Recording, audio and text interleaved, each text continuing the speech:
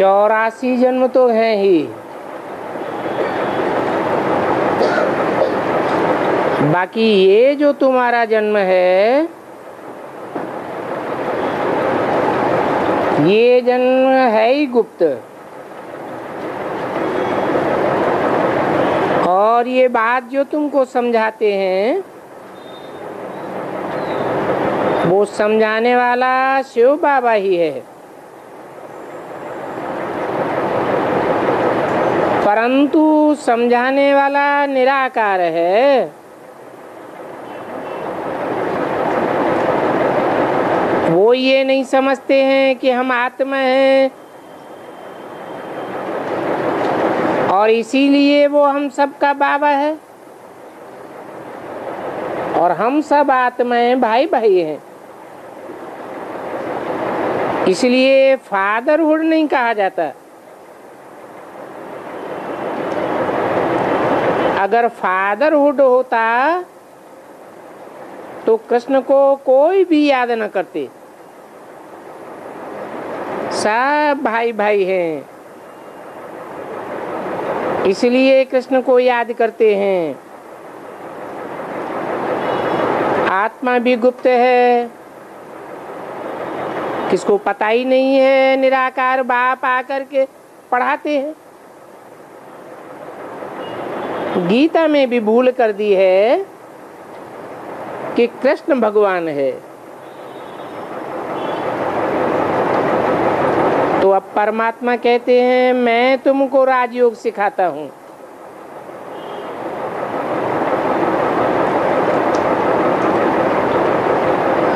राजाओं का राजा बनाता हूं।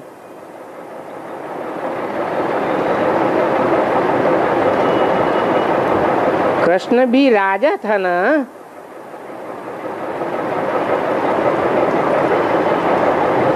अब ये भी कहते हैं कि रुद्र ज्ञान यज्ञ से ही विनाश ज्वाला उत्पन्न हुई। तो अब रुद्र तो कृष्ण को नहीं कह सकते हैं।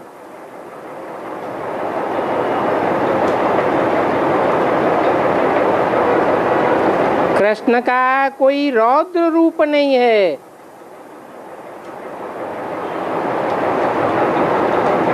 और यज्ञ में तो ब्राह्मण चाहिए।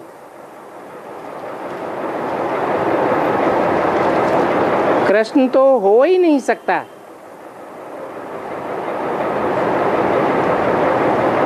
सारी दुनिया में कृष्ण को ही भगवान मानते हैं। और कृष्ण तो साकार था। अभी तुम समझते हो कि भगवान तो निराकार है।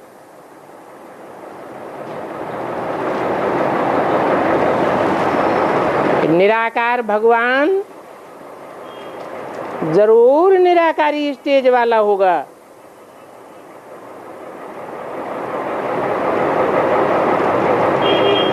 कृष्ण तो साकार है। कृष्ण वाली आत्मा अंतिम जन्म में भी साकार है। ब्रह्मा साकार है ना। ब्रह्मा का कोई फोटो निराकारी स्टेज वाला नहीं हो सकता। भगवान कहते हैं मैं भी गुप्त हूं।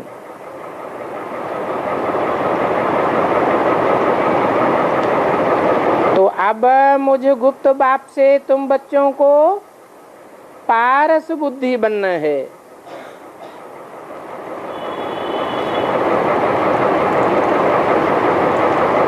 ये बाप कहते हैं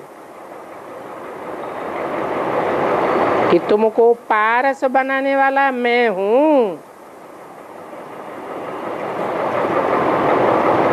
ऐसा कोई पत्थर नहीं होता है कि पारस पत्थर से छूने से लोहा सोना बन जाए।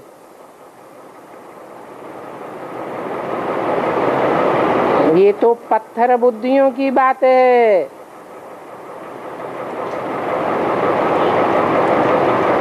कि स्पर्श करने मात्र से, संग का रंग चढ़ने मात्र से पत्थर बुद्धि से पारस बुद्धि बन जाते हैं।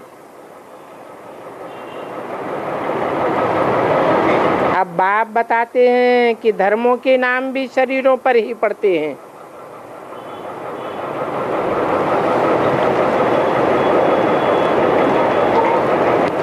आत्मा के ऊपर नहीं पड़ते हैं। हर धर्म वाले की शक्ल अपनी अपनी अलग अलग होती है। तो इससे साबित होता है कि आत्मा कभी भी फारसी गुजराती नहीं कहलाती है। आत्मा उत्तर भारत या दक्षिण भारत की नहीं होती है। शरीर ही उत्तर भारत दक्षिण भारत के होते हैं। शरीर ही विदेशी और स्वदेशी होते हैं। तो तुम अपन को आत्मा समझो। बाप तुम आत्माओं को सुख देते हैं। जो आत्मिक स्थिति में स्थित नहीं होते हैं उनको तो दुख ही दुख मिलता है। वो संपूर्ण सुखी नहीं होते हैं। मैं तुमको संपूर्ण सुखी बनाता हूं।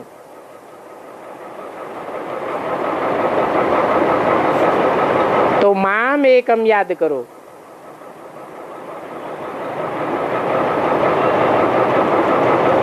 कोई दूसरे धर्म पिता आदि को याद नहीं करना है।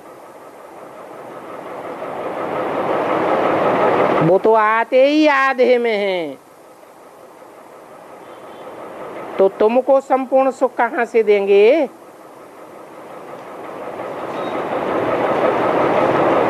अब ये बात तुम जानते हो कि हम शिव बाबा के बच्चे हैं। तुमको समझाया भी जाता है कि आत्मा के लिए कोई धर्म आदि की बात नहीं होती है। तुम सब आत्माएं ब्रदर्स हो। ये देवान है, मैं फलाना हूं, मैं पारसी हूं, ये सब देह के धर्म हैं। अभी बाप कहते हैं कि हे बच्चे, तुमको इस अंतिम जन्म में पवित्र जरूर बनना है। रावण ने तुमको 2500 सालों से अपवित्र बनाए रखा है।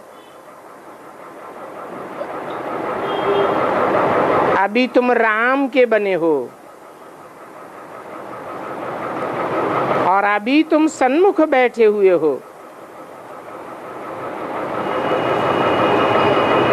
तो ये बात सुनते ही नशा चढ़ जाना चाहिए कि शिव बाबा हमको पढ़ाते हैं। अभी बाप समझाते हैं, मेरे मीठे मीठे बच्चों, अब तुम पतित न बनो। तुम पुकारते ही आते हो कि आ करके हमें पावन दुनिया में ले चलो।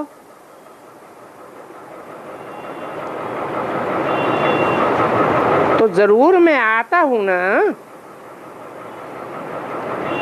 पावन दुनिया में ले जाने के लिए। अब ये अंतिम जन्म पावन बनो तो पावन दुनिया के मालिक बन जाएंगे। ये बाप तुमको रोज ही पढ़ाते हैं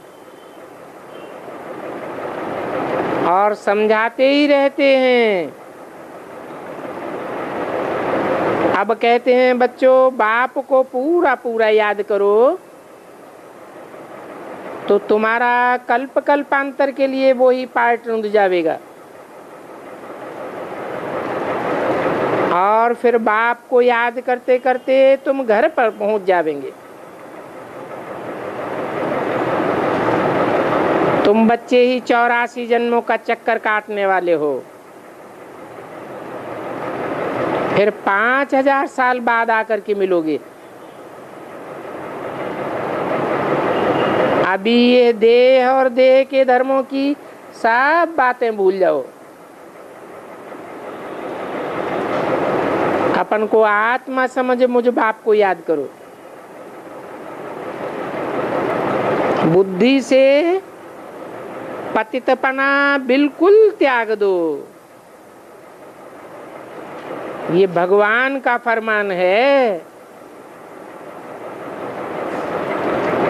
कि यहाँ बाप के पास आकर के फिर छोड़ नहीं जाना। अभी अगर पावन नहीं बनेंगे तो कल्प कल्प ऐसा ही होता रहेगा। तुमको पतित दुनिया से अंदरूनी रूप से घृणा आनी चाहिए, तब ही तुम्हारा सच्चा त्याग हो सकता है। अभी बाप कहते हैं, बच्चों मैं आया हुआ हूं तुमको घनेरे सुखों की दुनिया में ले जाने के लिए। बाप को याद करेंगे तो 16 कला संपूर्ण बनेंगे और माला के दाने बन जाएंगे। अगर औरों को याद किया तो औरों की याद आवेगी, फिर 16 कला संपूर्ण नहीं बन सकेंगे। और बाप तो तुमको विश्व का मालिक बनाते हैं, तुम विश्व पर राज्य करेंगे। बाप कहते हैं, मैं तुम बच्चों के लिए स्वर्ग स्थापन कर रहा हूं। उन विधर्मी बच्चों के लिए जो दूसरे धर्म में कन्वर्ट हो जाते हैं, उनके लिए स्वर्ग स्थापन नहीं कर रहा हूं। तुम्हारा बाप निराकार है, वो धर्म पिता हैं। पहले जन्म में जब होते हैं तो निराकारी होते हैं, फिर अगला जन्म लेते ही साकारी बन जाते हैं। स्वर्ग में जाने के लिए निराकार शिव बाबा को याद करो। शिव बाबा निराकारी स्टेज वाला है। निराकार से ही तुम्हें स्वर्ग का वर्षा मिलता है। वो निराकार बाप सदा शिव है, सदैव निराकारी स्टेज में रहने वाला है, सदैव स्वस्थिति में रहने वाला है। इसलिए वो ही आकर के स्वर्ग स्थापन करते हैं। अभी बाप बच्चों को समझानी देते हैं कि हे मेरे सिकीले बच्चों, आपस में अगर एक दो को दुख देते रहेंगे तो तुमको भी दुखी होकर के मरना पड़ेगा। मुख से इतना भी नहीं बोलना है कि फलाना ऐसा है। अगर पर चिंतन करेंगे तो अपना बना बनाया पद खो देंगे। अंत में तो सबको साक्षात्कार हो जाएगा, हम क्या बनने वाले हैं। अभी यहाँ तुमको बाप द्वारा बाप ब्रह्मा के द्वारा वर्षा देते हैं, तो बुद्धि में आना चाहिए कि बाप कौन है, ब्रह्मा कौन है और ब्रह्मा किस रूप में वर्षा देते हैं। अभी तो बाप आते ही हैं पावन बनाने के लिए। कैसे पावन बनाते हैं सो आकर के समझो। आत्माओं को परमपिता परमात्मा बाप बैठ समझाते हैं। ये बाप और बच्चों की रूह रेहान है। दूसरा कोई भी इस रूह रेहान को समझ नहीं सकता। तुम बच्चे जो आत्मिक स्थिति की प्रैक्टिस करते हो वो ही समझ सकते हो। ये रूह ही है जो शरीर के द्वारा पतित बनती है। शरीर के द्वारा कर्मेंद्रियों से कर्म कराती है। जैसा संग करती है वैसा रंग लगता जाता है। अभी तुम्हारी रूह पतित बन पड़ी है तो पतितों के संग से पतित बनी है ना। आत्मा ही कहती है हम एक शरीर छोड़ दूसरा लेती हूँ। तो अब बाप कहते हैं बच्चे पूरा पुरुषार्थ करके मेरे से पूरा वर्षा ले लो और औरों को भी आप समान बनाते रहो। सन्यासियों का होता है हद का वैराग। वो घर बार छोड़ जंगल में जाकर के बैठते हैं। तुम तो घर बैठे भी सारी दुनिया का बुद्धि योग से त्याग कर देते हो। तुम्हारी बुद्धि में है कि अब ये सारी दुनिया भस्मीभूत होने वाली है। ये नाटक ही पूरा होता है। अब ये पुरानी दुनिया विनाश होनी है। अब हमको अपने घर वापस जाकर के फिर से पार्ट बजाना है। तो ये तुम्हारा बेहद का वैराग हो जाता है। अच्छा, ओम शांति।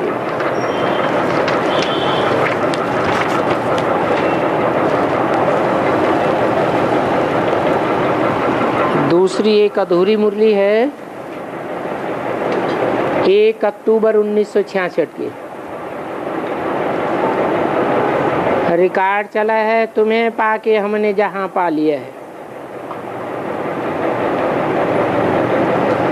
अभी मीठे मीठे बच्चों ने अपना ही गाया हुआ गीत सुना। बच्चे जानते हैं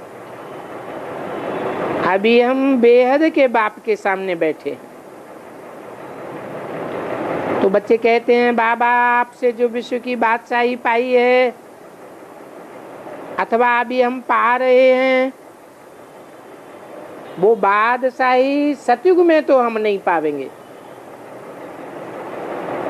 वो इसी समय हम पाते हैं। ये संगम युग पर ही तुम पा सकते हो और ये गीत गा सकते हो। कौन सा? तुम्हें पाके हमने सारा जहान पा लिया। घर में बैठे हुए अथवा नौकरी करते हुए तुम जानते हो हम बेहद के बाप से बेहद का वर्षा फिर से ले रहे हैं।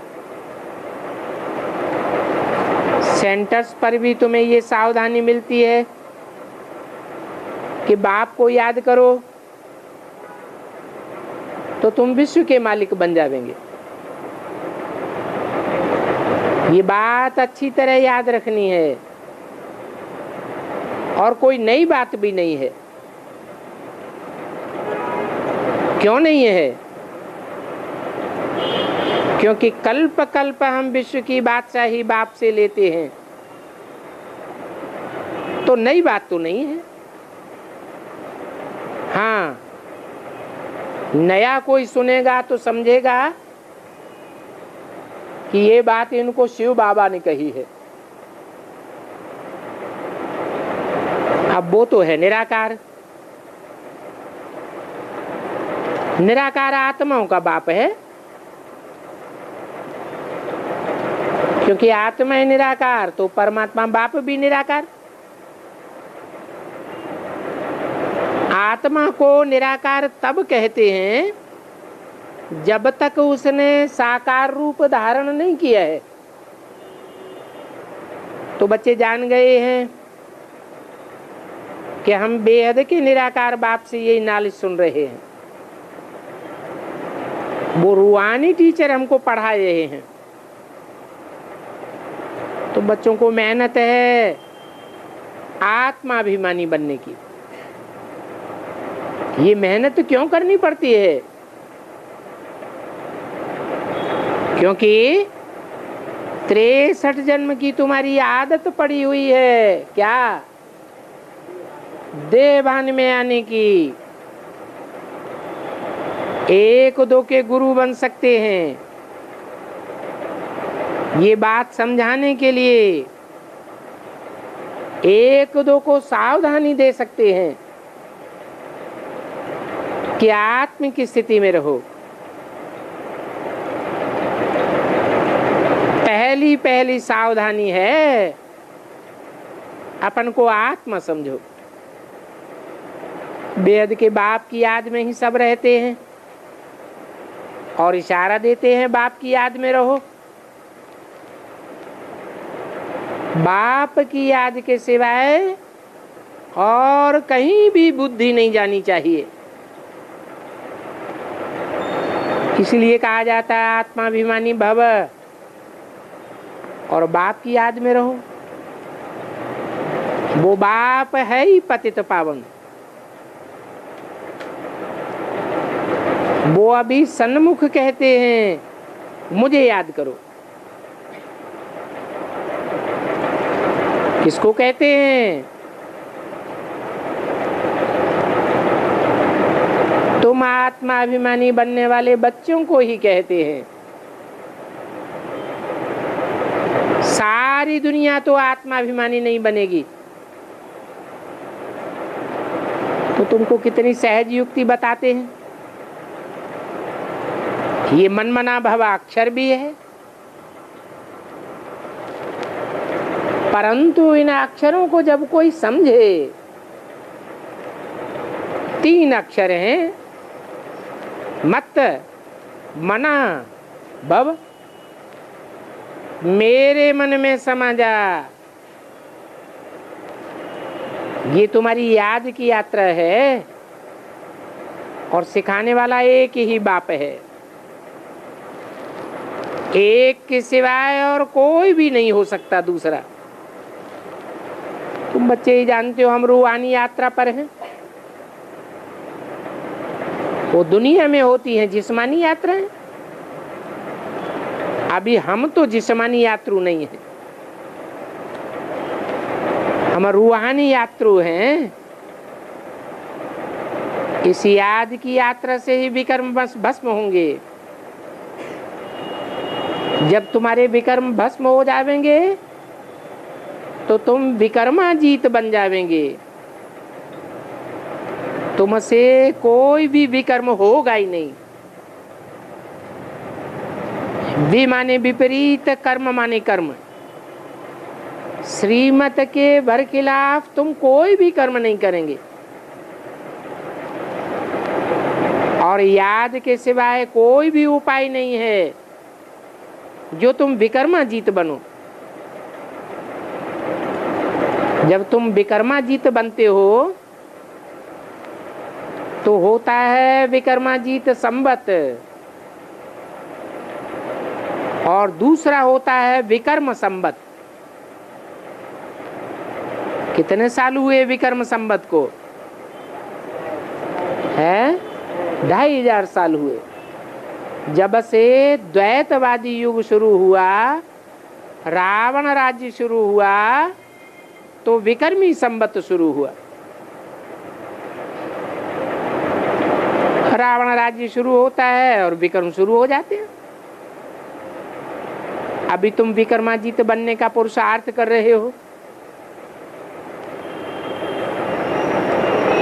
कैसे बनते हो विकर्माजीत? जो विपरीत कर्मों के ऊपर जीत पा जाते हो, श्रीमत के जो बरखिलाफ कर्म हैं उन कर्मों पर तुम जीत पाते हो। कैसे बनते हो?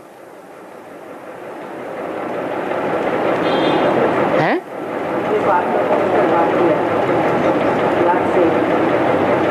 एक की मत पर चलने से तुम विकर्माजीत बनते हो और अनेकों की मत पर चलने से तुम विकर्मी बन जाते हो। वहां सतयुग में तो कोई विकर्म नहीं होगा। क्यों? क्योंकि वहां 10 मतें डालने वाला कोई रावण नहीं होगा। दुनिया में इन बातों को कोई नहीं जानते हैं। तुम तो जान गए हो। क्या खास बात जान गए हो? कि एक की मत पर चलने से हम स्वर्गवासी बनते हैं और अनेकों की मत पर चलने से नरकवासी बनते हैं। शूटिंग कहाँ होती है? अभी रिहर्सल हो रही है। देहधारियों की मत पर चलने से तुम दुखी हो जाते हो और बाप की मत पर चलने से तुम 21 जन्मों के लिए सुखी हो जाते हो। बाप को ही नॉलेजफुल कहा जाता है। बाप द्वारा तुम ये सब बातें जान गए हो। कर्म क्या होता है, विकर्म क्या होता है, अकर्म क्या होता है।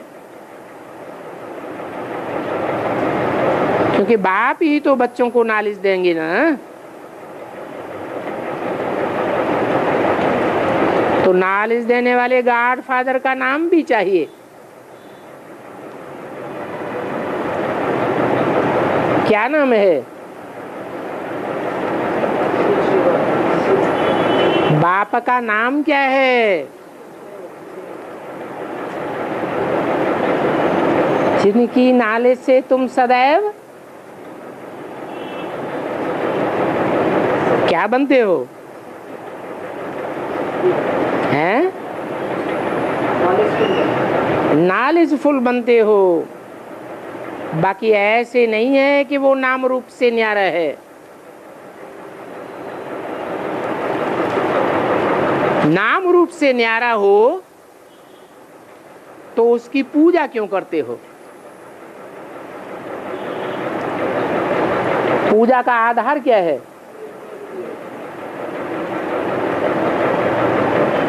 देवताओं की पूजा होती है। क्यों होती है? क्योंकि जरूर देवताओं ने पवित्रता को धारण करने का पुरुषार्थ किया है। और शिव बाबा की पूजा क्यों होती है? क्या शिव बाबा ने भी पवित्रता को धारण करने की पुरुषार्थ किया है? हैं? शिव बाबा तो है ही एवर प्योर, फिर उसकी पूजा क्यों होती है? इसलिए होती है कि वो शिव है जो सदा कल्याणकारी सदा शिव है। वो जिस मुकर्रर रथ में प्रवेश करता है वो भी बाप समान बन जाता है। और जब बाप समान बन जाता है तो कैसा पुरुषार्थ करता है जो बाप समान बन जाता है? पवित्र होने का पुरुषार्थ करता है या अपवित्र बनने और बनाने का पुरुषार्थ करता है? जरूर पवित्र बनने का पुरुषार्थ करता है। इसलिए शिवलिंग पूजा जाता है। बाकी मैं तो बिंदी हूं, मेरी तो पूजा हो ही नहीं सकती। मैं न पतित बनता हूं और न पावन बनता हूं। मैं तो सदैव एवर पूज्य हूं। तो पूजा करते हैं, जिसकी पूजा करते हैं उनका नाम है शिव। वो ही पतित पावन ज्ञान का सागर है। आत्मा याद करती है उस परमपिता परमात्मा बाप को। क्या? उस परमपिता परमात्मा बाप को, इस ब्रह्मा को याद नहीं करती है। भक्ति मार्ग में कोई ब्रह्मा की मूर्ति बनाता है, मंदिर बनाता है, याद करता है? कोई याद नहीं करता। इसको याद करते हैं। ये पतित पावन नहीं है, वो पतित पावन है। ऐसे क्यों कहा?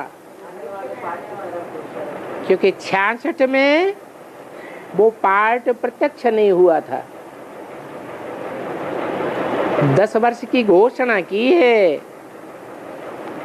इन लक्ष्मी नारायण का जन्म कब हुआ? आज से 10 वर्ष कम 5000 वर्ष हुए। माने 76 के लिए इशारा किया। तो उस परमपिता परमात्मा बाप को याद करती है आत्मा। आत्मा बाप की महिमा करती है। वो सुख का सागर है, शांति का सागर है। करोड़पति बाप है तो बच्चों को क्या देगा? है? अरे लाख करोड़ देगा ना देगा, वही चीज देगा। ये शांति का सागर है, सुख का सागर है, तो क्या वर्षा देगा? सुख और शांति का वर्षा देता है। जरूर वर्षा देते होंगे बच्चों को। जो अच्छा कर्तव्य करते हैं उनका ही यादगार बनाते हैं। तो दुनिया में सबसे जास्ती यादगार मंदिर किसके बने हुए हैं? शिव बाबा के बने हुए हैं। इससे क्या साबित होता है? कि दुनिया में जितने भी दाता हुए हैं, देने वाले, उन दाताओं के बीच में सबसे बड़ा दाता शिव बाबा ये है। तो उनका यादगार बनाते हैं, पूजा करते हैं। एक शिव बाबा ही है जिसका गायन होता है। गायन भी होता है और पूजा भी होती है। पूजा होती है तो जरूर वो शरीर के द्वारा कर्तव्य करते हैं। पूजा का आधार क्या है? हैं? कोई कर्तव्य किया है तब पूजा होती है कि बिना कोई कर्तव्य के पूजा होती है? जरूर कोई कर्तव्य किया है। क्या कर्तव्य किया है? क्या प्रूफ? अरे कर्तव्य कर्मेंद्रियों से होता है या बिना कर्मेंद्रियों के कर्तव्य होता है? तो कौन सी कर्मेंद्रिय की पूजा होती है? लिंग की पूजा होती है। तो लिंग से कोई कर्तव्य किया है ना, तब तो उनके लिंग की पूजा होती है। और देवताओं के अन्य अन्य कर्मेंद्रियों की पूजा होती है। और देवताओं की आंखों की पूजा होगी। कमल नयन कहेंगे, कमल मुख कहेंगे, कमल हस्त, कमल पाद कहेंगे। कोई देवता को लिंग नहीं दिखाया और शिव बाबा को लिंग ही दिखाया है। तो कर्तव्य किया है ना, तब तो उनका गायन है। क्या गायन है? हैं? क्या गायन है?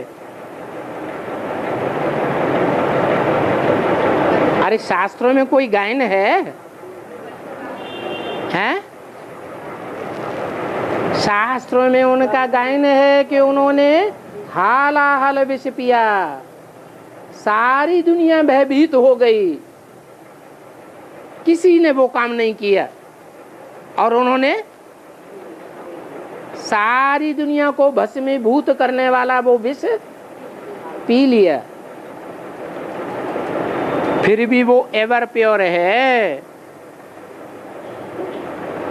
विष पीने वालों को एवर प्योर कैसे कहेंगे? अरे विषयी विकारी को कोई एवर प्योर कहेगा क्या? हाँ, क्योंकि वो सदैव स्वस्थिति में रहने वाला है, देह की भान में आता ही नहीं। देह भान में आएगा तो विष का असर होगा, देह भान में आता ही नहीं। तो बाप कब पुजारी भी नहीं बनते हैं। ये जो गायन है, आप ही पूज्य आप ही पुजारी, ये शिव का गायन है। यह शिव जिसमें प्रवेश करते हैं उसका गायन है? जिस तन में प्रवेश करते हैं उसका गायन हो सकता है। शिव न पूज्य बनता है और शिव न पुजारी बनता है। वो तो सदैव पूज्य है। इसलिए कहते हैं, क्या नाम देते हैं उनको? सदा शिव। ये सदा शिव का गायन उनका कब होता है? हैं? सदैव कल्याणकारी। सदैव कल्याणकारी का मतलब कोई काल नहीं है, न भूत है, न भविष्य है, न वर्तमान है, जिसमें उसने ऐसा कार्य किया हो जो अपवित्र कार्य हो गया हो। क्या? कर्म से भी कभी अपवित्र नहीं है, दृष्टि से भी कभी अपवित्र कर्म नहीं करता, कर्मेंद्रियों से भी कभी अपवित्र कर्म नहीं करता, और वाचा से भी जो बोलता है वो सदा सत्य ही सत्य। उनके लिए ऐसे नहीं कहेंगे आप ही पूज्य आप ही पुजारी। मैं पूज्य बनता हूं जबकि पुजारी लोग मेरी पूजा करते हैं।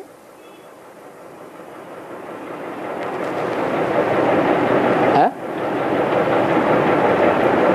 मेरी पूजा कब होती है? सतयुग और त्रेता में पूजा नहीं होती है। कब होती है? द्वापर और कलयुग में मेरी पूजा होती है। जो मेरी पूजा करते हैं वो पूजा किसकी करते हैं? मुझे बिंदी की पूजा करते हैं या लिंग की पूजा करते हैं? सतयुग में तो पूजा नहीं करते हो। भक्ति मार्ग में उस पतित पावन शिव बाबा को याद करते हैं।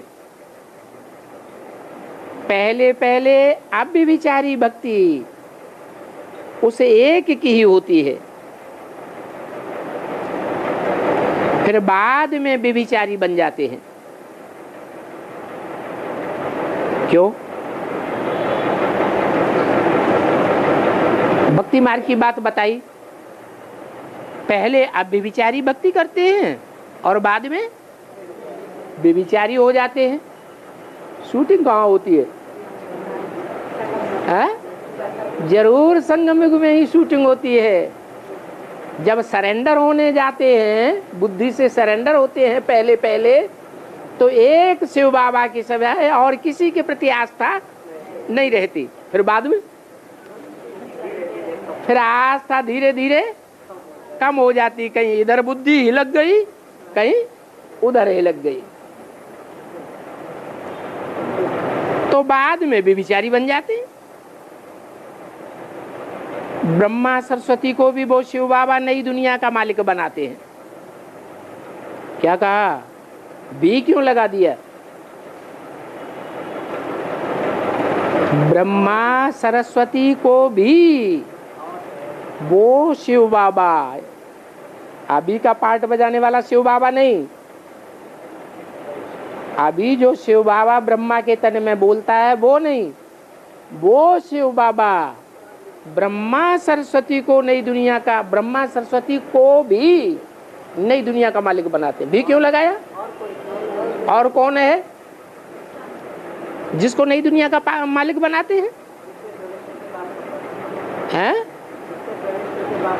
इससे साबित होता है कि जरूर कोई भविष्य में विश्व का मालिक बनने वाला है, जिसमें प्रवेश करके उसको विश्व का मालिक बनाते हैं। फिर बाद में उससे जब जन्म होता है कृष्ण का, तो वो भी नए विश्व का मालिक बनते हैं। भक्ति मार्ग में तो मनुष्य सबकी भक्ति करते करते बेविचारी बन पड़े। अभी देखो भक्ति का पेशगीर कितना बड़ा हो गया है, भक्ति का कितना विस्तार हो गया है। ज्ञान तो बीज है, बीज का कोई विस्तार नहीं। सतयुग आदि होता है तो ज्ञान बीज का विस्तार होता है, यह सिर्फ सार मात्र में होता है। क्या सार होता है? हर एक देवात्मा अपन को ज्योति बिंदु आत्मा समझती है, बस, और कोई विस्तार नहीं। बाप कहते हैं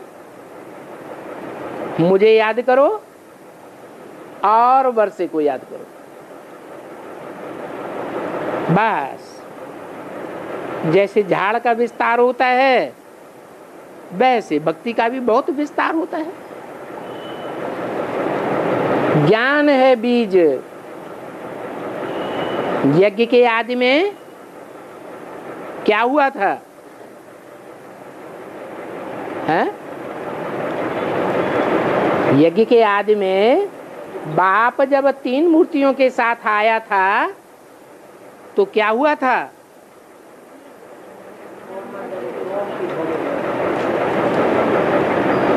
ज्ञान का बीज बोया था। तुमको ज्ञान मिलता है ना। सत्युग त्रेता में ये भक्ति का झाड़ नहीं होता है।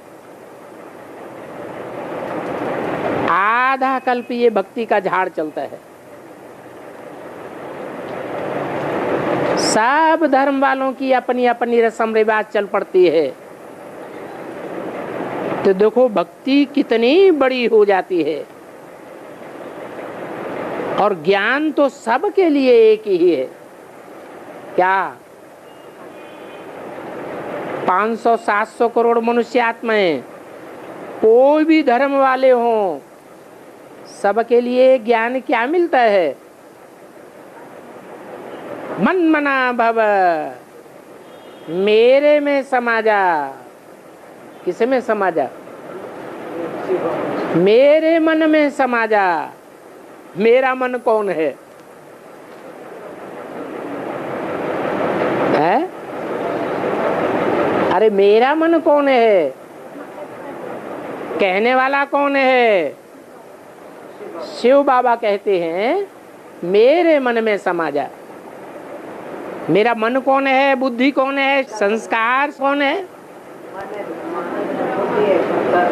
मन ब्रह्मा है, बुद्धि शंकर है और संस्कार शक्ति विष्णु है।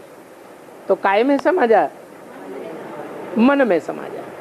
मेरा मन रूपी ब्रह्मा, उसका मन, उसका दिल क्या कहता है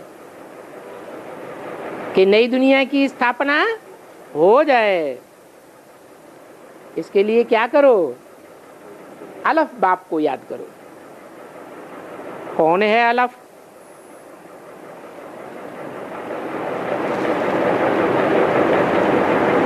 कौन है बिंदु? कौन है बे?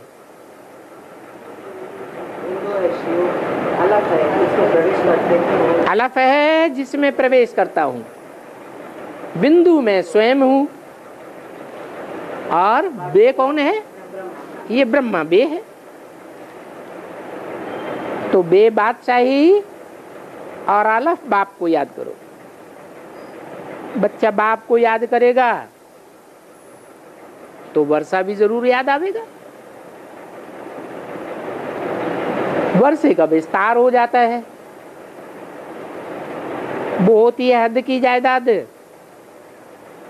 और यहां तुमको बेहद के बाप से बेहद की जायदाद मिलती है। अच्छा, ओम शांति। जल्दी है घर जाने की? नहीं नहीं नहीं नहीं।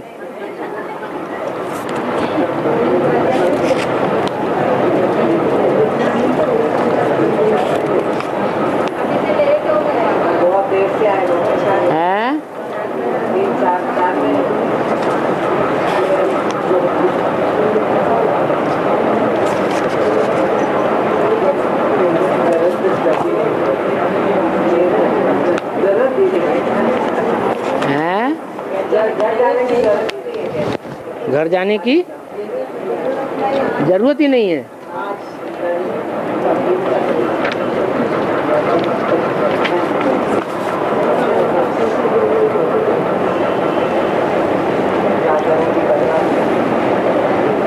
एक और अधूरी मुरली है 25/10/66 की। रिकॉर्ड चला है बचपन के दिन भुला न देना। आज हंसे कल रुला न देना।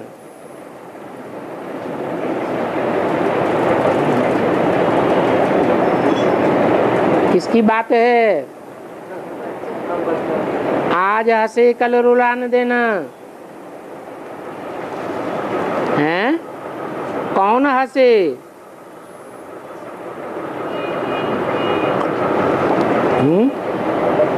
आज कौन हंसे?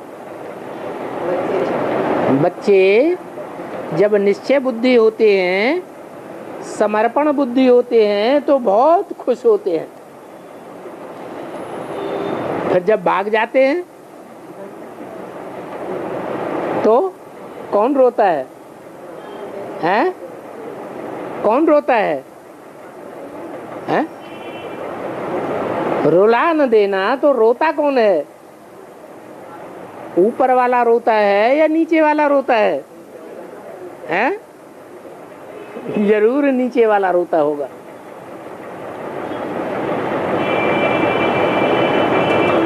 अपने पिछले जन्मों का साक्षात्कार तो संगम में होता है ना। क्या साक्षात्कार होता है? हैं?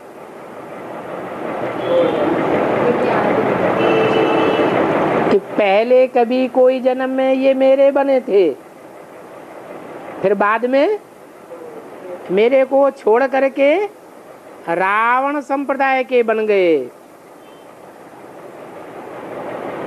और धर्म स्थापन करने वाले जो गुरु हैं उनके चंबे में आ गए। मीठे मीठे रूहानी बच्चों ने गीत के 2 अक्षर सुने। ये तो निश्चय करते हो बेहद का बाप अब बेहद का सुख का वर्षा दे रहे हैं।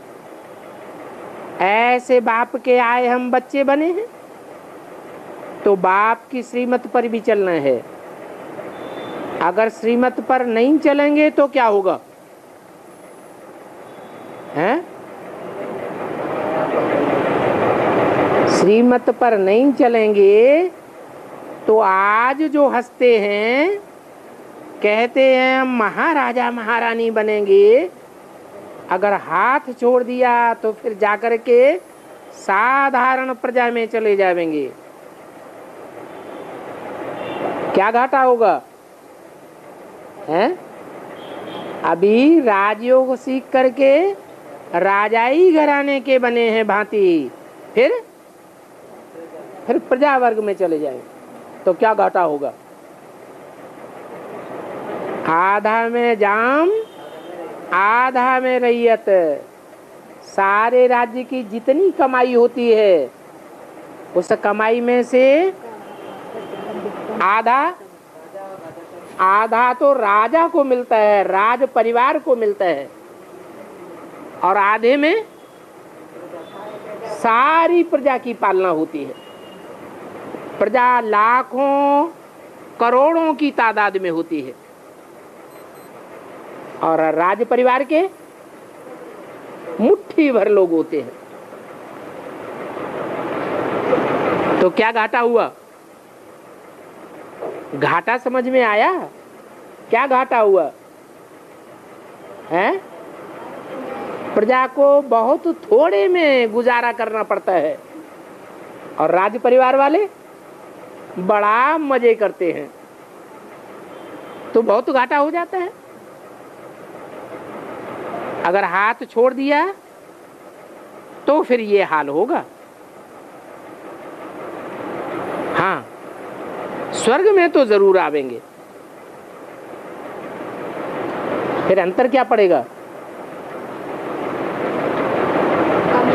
कोई राजघराने में आवेंगे और कोई प्रजा वर्ग में चले जाएंगे। ऐसे भी नहीं कि अभी जो पुरुषार्थ कर रहे हैं वो सब स्वर्ग में आने वाले हैं। अरे कौन स्वर्ग में आवेंगे? जिन्होंने मेरे से 2 अक्षर भी प्यार से सुने वो स्वर्ग में आवेंगे। अगर 2 अक्षर भी निश्चय बुद्धि होकर न सुने, विपरीत संकल्प ही चलते रहे, अनिश्चय बुद्धि ही बने रहे शुरुआत से, तो वो स्वर्ग में नहीं आवेंगे। जो सतयुग त्रेता में आने वाले होंगे वो ही आवेंगे। सतयुग त्रेता दोनों को मिलाकर स्वर्ग कहा जाता है। पर जो पहले पहले नई दुनिया में आते हैं वो अच्छा सुख पाते हैं। क्या सतयुग त्रेता के बाद के जन्मों में आते हैं वो उतना सुख नहीं पाते हैं? अच्छा चलो, सुख तो नहीं पाया उतना। कोई ने 16 कला संपूर्ण का सुख पाया, कोई ने 14 कला संपूर्ण का सुख पाया, कोई ने 8.25 कला संपूर्ण का सुख पाया। दुख तो नहीं भोगते हैं,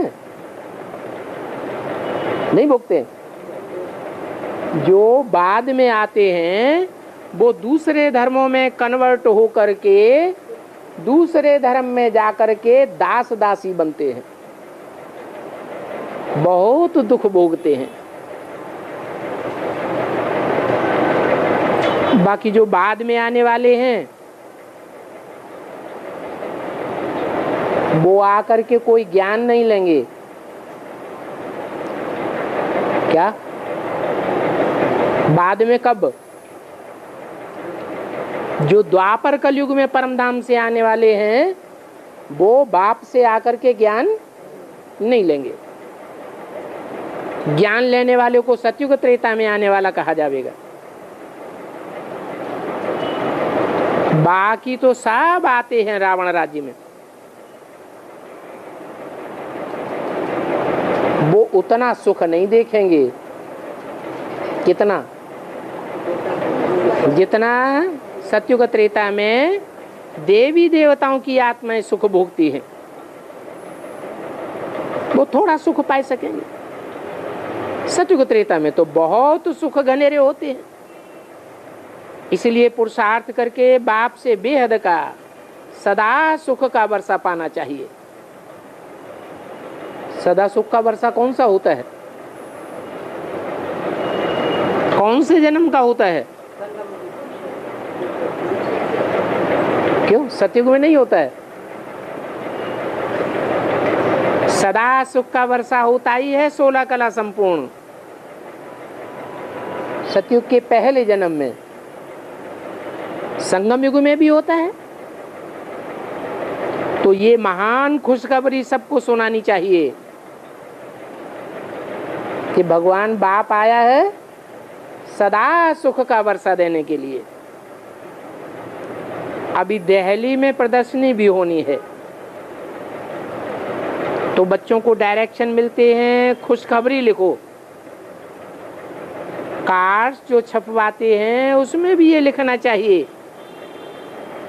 ऊंचे ते ऊंचे बाप की ऊंचे ते ऊंची खुशखबरी। प्रदर्शनी में तुम दिखाते हो कि नई दुनिया कैसे स्थापन होती है। तो ये क्लियर और पूरे अक्षरों में लिखना चाहिए। बेहद का बाप, ज्ञान का सागर, पतित पावन, सदगति दाता, गीता का भगवान